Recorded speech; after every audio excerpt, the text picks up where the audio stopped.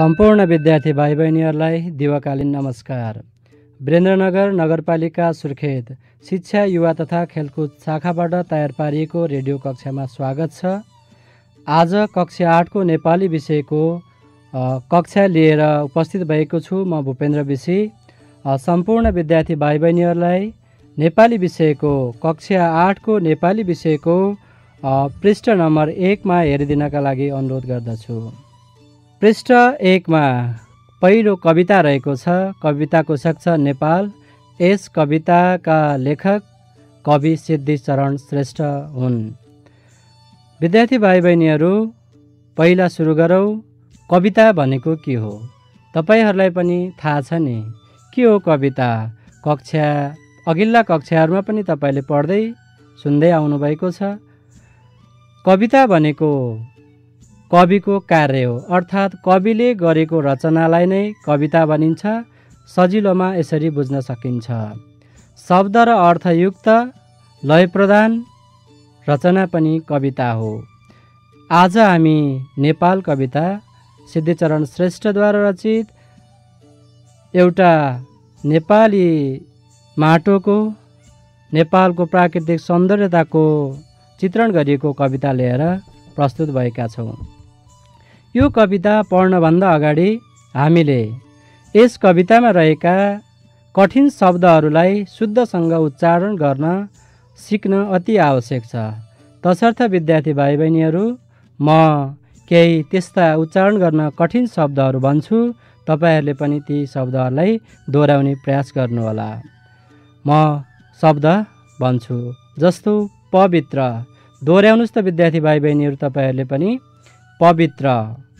त्यस्तै अर्को शब्द रहेको छ सौन्दर्य। सौन्दर्य। अर्को अशेष। अशेष। र विद्यार्थी भाइ बहिनीहरू, म भन्छु फेरि अर्को शब्द भन्नुहोस् है। सङ्गीत। सङ्गीत। लयबद्ध। लयबद्ध। पत्र। पत्र। पत्र। पत्र। विद्यार्थी भाइ बहिनीहरू सुनिरहनु भएको छ नि? तपाईँहरूले पुनः म अलि ध्यान दिनु होला है। यहाँ अलि जटिल शब्दहरू छन्। वृक्ष। वृक्ष। ध्वनि। ध्वनि। गुह्य। गुह्य। बहुमूल्य। बहुमूल्य। बहुमूल्य तन्त्र। यसरी यस कवितामा भएका जटिल शब्दहरू हामी अहिले अभ्यास गर्दैछौँ। अभ्यास गर्ने क्रममा अरू शब्दहरू पनि म दोहोऱ्याउँदैछु। सिर्जन। सिर्जन। निमित्त। निमित्त। पुर्खा। पुर्खा। डोर्याउँदै। डोर्याउँदै। विपत्ति। विपत्ति। फाँसी। फाँसी। अर्को शब्द रहेको छ सङ्घर्ष। भन्नुहोस् त विद्यार्थी भाइ बहिनीहरू, सङ्घर्ष। यसरी यस पाठमा रहेका कठिन शब्दहरूलाई पहिले शुद्धसँग उच्चारणका लागि हामीले प्रयास गर्नुपर्छ, अभ्यास गर्नुपर्छ। विद्यार्थी भाइ बहिनीहरूले पनि यो पाठलाई हेरेर आफूले यी शब्दहरूलाई शुद्धसँग उच्चारण गर्ने अभ्यास गर्नुहोस्। शुद्धसँग उच्चारणको अभ्यास गरिसकेपछि बल्ल हामी यो कवितालाई लय वाचन गर्नेछौँ। लय वाचन पश्चात यस कविताको भाव खोज्नेछौँ र अन्य कार्यहरू गर्नेछौँ।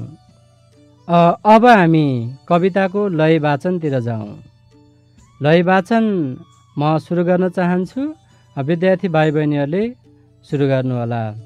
नेपाल प्यारो र पवित्र देश, सौन्दर्यधारा बहने अशेष, सङ्गीतको मूल फुटी विशाल, छल्किरहे झैँ लयबद्ध छाल, पाना खुला पर्वत पत्र पत्र, छन् वर्ण झैँ वृक्ष लता विचित्र, खोला चराको ध्वनि गुह्य मन्त्र, नेपाल सिंगै बहुमूल्य तन्त्र। दुईवटा श्लोक हामीले लय वाचन गरेका छौँ र विद्यार्थी भाइ बहिनीहरू पुनः एकपटक अभ्यास गर्नुहोस्। नेपाल प्यारो र पवित्र देश, सौन्दर्य धारा बहने अशेष, सङ्गीतको मूल फुटी विशाल, छल्किरहे झैँ लयबद्ध छाल। पाना खुला पर्वत पत्र पत्र, छन् वर्ण झैँ वृक्ष लता विचित्र, खोला चराको ध्वनि गुह्य मन्त्र, नेपाल सिंगै बहुमूल्य तन्त्र। विद्यार्थी भाइ बहिनीहरू यसरी कविताको लय वाचनलाई तपाईँले अभ्यास गर्नुहोस्। तेस्रो श्लोकमा जाऊँ। नयाँ नयाँ जित अनेक जोड्दै, यो देशको इज्जत मान थाप्दै, ज्यामी सिपाही र किसान सारा, छन् आज हाम्रा बलिया सहारा।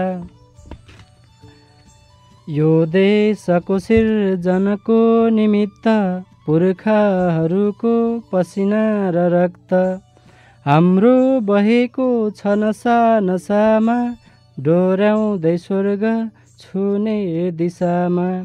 विपत्ति पर्दा पनि हाँसी हाँसी, तयार भई चढ्न समेत फाँसी, बाँचे बचाएर रमे रमाए, सङ्घर्षले यो मुलुकै जगाए, सङ्घर्षले यो मुलुकै जगाए। विद्यार्थी भाइ बहिनीहरू यो कवितालाई तपाईँहरूले यसरी लय वाचन गरेर अभ्यास गर्न सक्नुहुनेछ। हामीले दुईटा काम गऱ्यौँ। एउटा पहिलो कठिन शब्दको शुद्ध उच्चारण गर्न सिक्यौँ र दोस्रोमा अहिले हामीले कवितालाई लय वाचनको अभ्यास गऱ्यौँ। यसरी अन्य विद्यार्थी भाइ बहिनीहरूले तपाईँहरूले पनि अन्य समयमा यो कवितालाई लय वाचन गर्न सक्नुहुनेछ। अब यस कवितामा केही त्यस्ता शब्दहरू रहेका छन्, केही जटिल शब्दहरू छन् जसले हाम्रो यो पाठको अर्थ बोध गर्नका लागि अप्ठ्यारो पारिदिने गर्छन्। त्यस्ता शब्दहरूको पहिले हामीले अर्थ जान्न अति आवश्यक छ।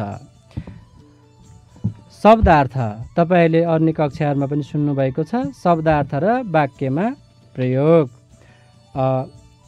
अब तपाईँहरूले यो पाठमा भएका त्यस्ता शब्दहरू छान्नुहोस्। जुन शब्दको अर्थ तपाईँलाई आउँदैन ती शब्दहरू छान्नुहोस्। म यहाँ त्यस्ता केही जटिल शब्दहरूको अर्थ तपाईँहरूलाई बुझाउने प्रयास गर्दछु। जस्तै पहिलो शब्द छ, तपाईँहरूले थाहा होला, पवित्र। पवित्र भनेको के? यसको अर्थ के हुन्छ? तपाईँलाई थाहा छ भने भन्नुहोस्। पवित्र भनेको शुद्ध, चोखो। पवित्र भनेको शुद्ध, चोखो हो, खोट नलागेको। सौन्दर्य, सौन्दर्य भनेको सुन्दरता।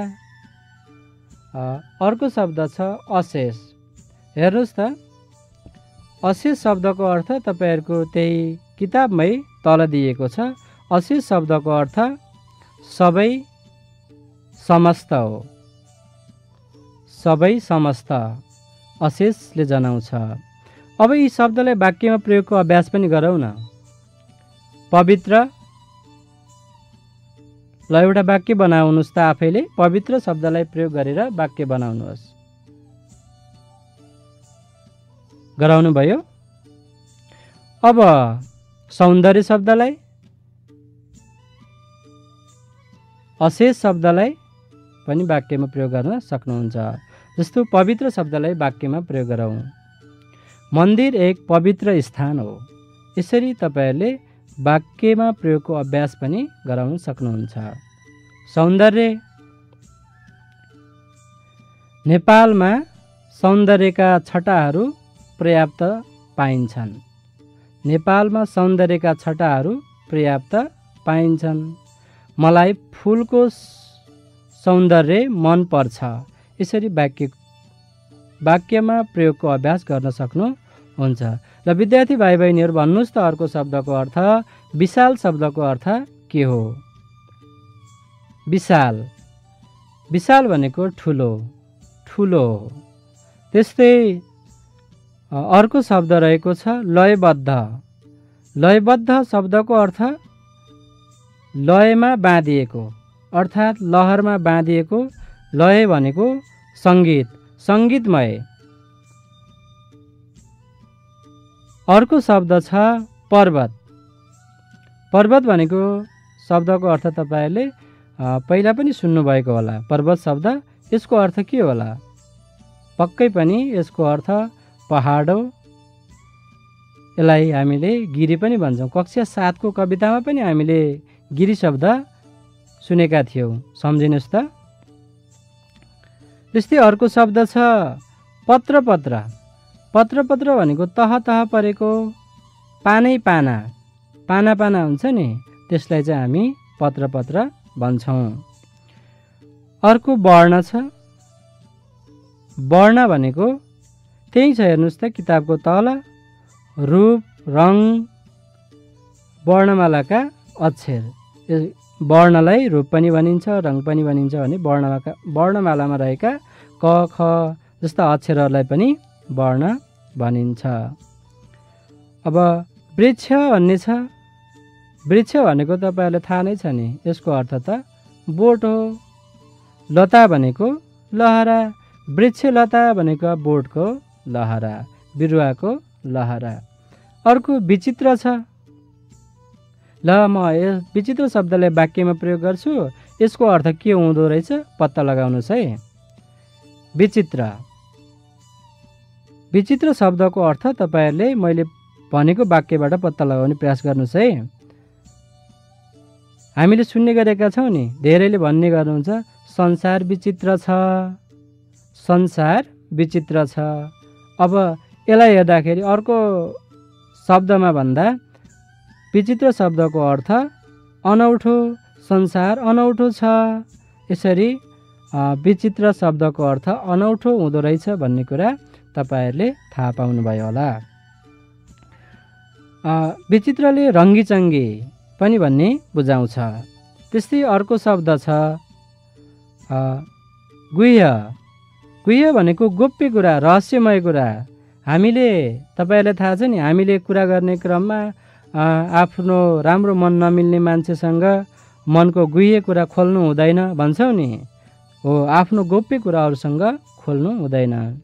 विद्यार्थी भाइ बहिनीहरू, यति बेलासम्म हामीले पवित्र, सौन्दर्य, अशेष, विशाल, लयबद्ध, पर्वत, पत्रपत्र, वर्ण, वृक्ष, लता, विचित्र, गुह्य शब्दको अर्थ र यसलाई वाक्यमा प्रयोग गर्ने अभ्यास गरिरहेका छौँ। अब अरू शब्द हेरौँ। बहुमूल्य। बहुमूल्य शब्दको अर्थ के होला तपाईँलाई थाहा नै छ। बहु भनेको धेरै, मूल्य भनेको मोल, धेरै मोल पर्नेलाई बहुमूल्य भनिन्छ। त्यस्तै अर्को शब्द छ। ल विद्यार्थी भाइ बहिनीहरू, एउटा शब्द छ, यसको पर्यायवाची शब्द, उस्तै अर्थ दिने शब्द भनिदिनुहोस् न है। जित। जित शब्द छ, यसको पर्यायवाची, पर्यायवाची भनेको उस्तै अर्थ दिने शब्द हो। त्यो शब्दलाई कुन होला? जितको। पक्कै पनि जितले विजय भन्ने अर्थ दिन्छ। त्यस्तै अनेक भनेको, अनेक भनेको के होला? अन्य, धेरै। विद्यार्थी भाइ बहिनीहरू, त्यस्तै अर्को शब्द छ। ल सुन्नुहोस् त यो हरफ। यो देशको इज्जत त मान थप्दै। इज्जत भनेको प्रतिष्ठा, मान भनेको सम्मान छ। अब यहाँ अर्को शब्द छ ज्यामी।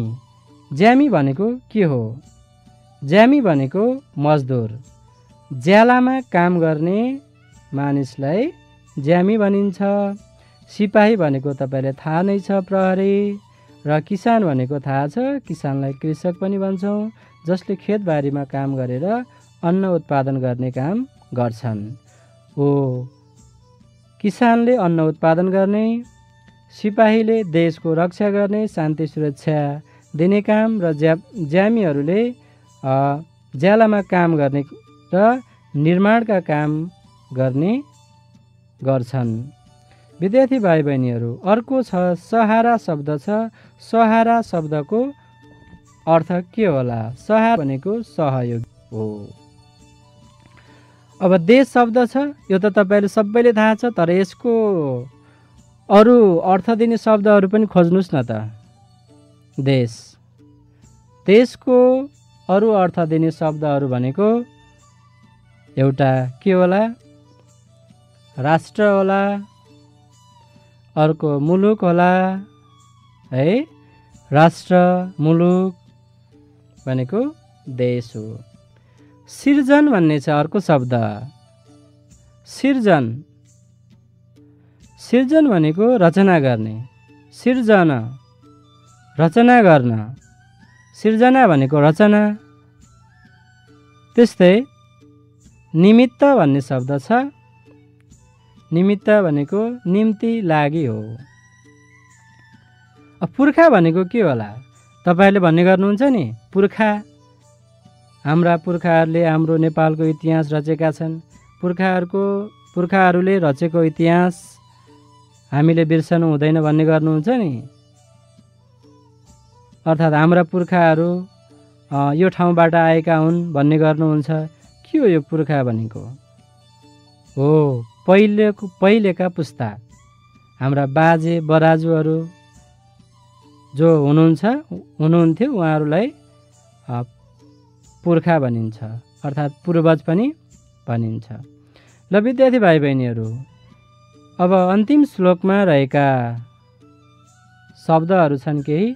ती शब्दहरूलाई हामी वाक्यमा प्रयोग गर्ने प्रयास गरौँ र शब्दार्थ सिकौँ पहिले, त्यसपछि वाक्यमा प्रयोग गर्ने अभ्यास गरौँला।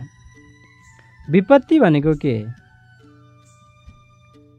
जस्तो अहिले कोरोना भाइरसको कारणले गर्दा संसार आपतमा परेको छ।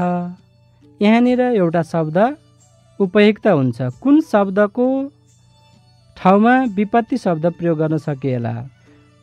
संसार कोरोना भाइरसको कारणले अहिले आपतमा छ भन्ने वाक्यमा कुन शब्दको ठाउँमा हामीले विपत्ति शब्द प्रयोग गर्न सक्छौँ? पक्कै पनि विद्यार्थी भाइ बहिनीहरू, आपत शब्दको ठाउँमा हामीले विपत्ति शब्द प्रयोग गर्न सक्छौँ। त्यसैले विपत्ति पर्दा पनि हाँसी हाँसी भन्ने छ यहाँ हरफमा। आपत पर्दा पनि हाँसी हाँसी भन्ने अर्थ दिइएको छ। र सुन्नुहोस् त, अब तपाईहरूले यो विपत्ति शब्दलाई वाक्यमा प्रयोग गर्नुहोस्। कसरी गर्नुहुन्छ? हामी विपद पर्दा पनि आत्तिनु हुँदैन, आपद विपदमा आत्तिनु हुँदैन भन्छौँ नि, हो त्यस्तै विपदबाट विपत्ति शब्द निर्माण भएको छ। विपत्तिमा हामी हाँसी हाँसी देशका लागि ज्यान दिन तयार हुनुपर्छ भन्ने अर्थ यस कवितामा रहेको छ। त्यस्तै अर्को सङ्घर्ष भन्ने शब्द छ। सङ्घर्षको अर्थ हो लडाई, क्रान्ति, सङ्घर्ष। हामीले जीवन जिउने क्रममा पनि सङ्घर्ष गरिरहेका छौँ भनेको लडाई गरिरहेका छौँ, क्रान्ति गरिरहेका छौँ, सङ्घर्ष गरिरहेका छौँ। ल हेर्नुहोस् त, यहाँ मुलुक भन्ने शब्द रहेछ अर्को। यो मुलुक शब्दलाई अघिले हामीले कुन शब्दको पर्यायवाची शब्द मानेका थियौँ? देश शब्दको पर्यायवाची शब्द मानेका थियौँ। ल विद्यार्थी भाइ बहिनीहरू, आज हामीले शब्दार्थको बारेमा ज्ञान त हासिल गऱ्यौँ। अब यी जुन शब्दको अर्थ हामीले जानेका छौँ, सिक्यौँ, ती शब्दलाई वाक्यमा प्रयोग गर्न सिक्नेछौँ। अगाडि अलिअलि पनि प्रयास गरेका छौँ। पहिलो र दोस्रो श्लोकका केही शब्दलाई अघि वाक्यमा प्रयोग गऱ्यौँ। अब तेस्रो श्लोकबाट हामी वाक्यमा प्रयोगको अभ्यास गर्दैछौँ। ल विद्यार्थी बहिनीहरू, जित शब्दलाई वाक्यमा प्रयोग गर्नुहोस् त। जित। आज मेरो साथीले बुद्धिचाल प्रतियोगितामा जित हासिल गर्यो। आज मेरो साथीले बुद्धिचाल प्रतियोगितामा जित हासिल गर्यो। एउटा वाक्य। त्यस्तै अर्को वाक्य बनाउनुहोस्। हाम्रो टिमले फुटबलमा जित हासिल गर्यो। हाम्रो टिमले अर्थात् हाम्रो समूहले आजको प्रतियोगितामा जित हासिल गर्यो। यसरी वाक्यलाई शब्दलाई हामीले वाक्यमा प्रयोग गर्न सक्छौँ। इज्जत, यो शब्दलाई वाक्यमा प्रयोग गर्नुहोस्। इज्जत प्रयोग गर्नुहोस् त, सक्नुहुन्छ? इज्जत। हामीले इज्जत जाने काम गर्नु हुँदैन। हामीले इज्जत जाने काम गर्नु हुँदैन। अर्को ज्यामी शब्दलाई वाक्यमा प्रयोग गर्नुहोस्। ज्यामी। ज्यामी भनेको अर्थ अघि हामीले भनिसकेका छौँ। मजदुर, ज्यालामा काम गर्नेलाई ज्यामी भनिन्छ। यसलाई वाक्यमा प्रयोग गर्नुहोस्। लकडाउनको समयमा पनि ज्यामीहरू काम गरिरहेका छन्। हेर्नुहोस् त, लकडाउनको समयमा पनि ज्यामीहरू काम गरिरहेका छन्। यो वाक्य अहिलेको समयसँग पनि मिल्दो वाक्य बन्न आउँछ। ल विद्यार्थी भाइ बहिनीहरू, किसान शब्दलाई वाक्यमा प्रयोग गर्नुहोस्। किसान। यो त सजिलो छ। कतिपय विद्यार्थी भाइ बहिनीहरूको बुवा आमा पनि किसान हुनुहुन्छ। तसर्थ किसान शब्दलाई वाक्यमा प्रयोग गर्न साह्रै सजिलो छ। जस्तै किसानले अन्न उत्पादन गर्छन्। अब अर्को सहारा। सहारा शब्दलाई वाक्यमा प्रयोग गर्नुहोस्। सहारा। यसको अर्थ अघि सहयोगी भन्ने हामीले बुझेका छौँ। तसर्थ अपाङ्गता भएका व्यक्तिहरूलाई सहारा दिनु पर्दछ। सुन्नुहोस् त, अपाङ्गता भएका व्यक्तिहरूलाई सहारा दिनु पर्दछ। अब अर्को निमित्त भन्ने शब्द छ। यसको वाक्यमा प्रयोग गरेको हेर्नुहोस्।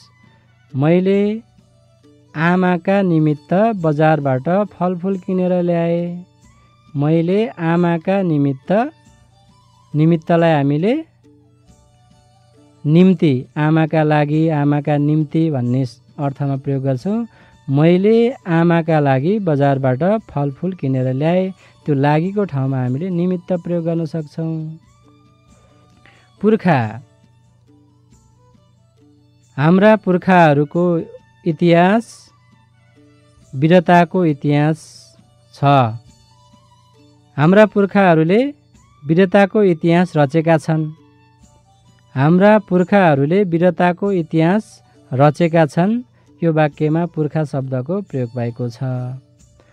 अघि एउटा शब्द छुटेछ विद्यार्थी भाइ बहिनीहरू, रक्त। रक्त शब्दको अर्थ थाहा छ नि? सजिलै छ, तपाईँलाई थाहा छ, रगत हो। अर्को शब्द अघि हामीले विपत्ति शब्दको अर्थ हामीले थाहा पाइसकेका छौँ। विपत्तिको शब्दको अर्थ आपत हो, अप्ठ्यारो अवस्था हो। र अर्को शब्दको अर्थ सङ्घर्ष शब्दको अर्थ हो लडाइँ झगडा। सङ्घर्षलाई अघि हामीले वाक्यमा प्रयोग गरेका थियौँ। ल त विद्यार्थी भाइ बहिनीहरू, यसबाहेक अन्य केही शब्दहरू पनि छन्। ती शब्दहरूलाई वाक्यमा प्रयोग गर्ने अभ्यास गर्नुहोस्। यी शब्दहरूलाई तपाईँहरूले आफैले उच्चारणको अभ्यास, यसको शब्दको अर्थ खोज्ने अभ्यास र वाक्यमा प्रयोग गर्ने अभ्यास गर्न सक्नुहुनेछ।